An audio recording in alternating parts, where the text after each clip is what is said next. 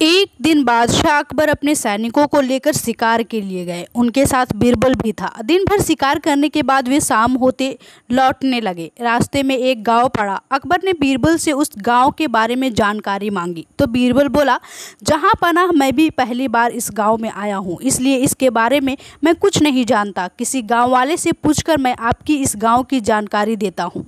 बीरबल का ये कहना था ही कि उधर से एक आदमी का गुजरना हुआ, जिस पर बीरबल की दृष्टि पड़ गई और उसने उसे अपने पास बुला लिया। वह आदमी बादशाह अकबर और बीरबल को पहचान गया। पास आकर प्रणाम करके वह हाथ जोड़कर खड़ा हो गया।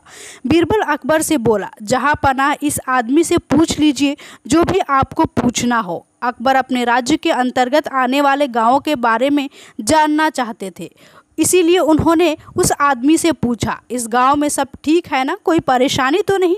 जहां पनाह आपके राज्य में किसको परेशानी हो सकती है? सब कुशल मंगल है, उस आदमी ने उत्तर दिया।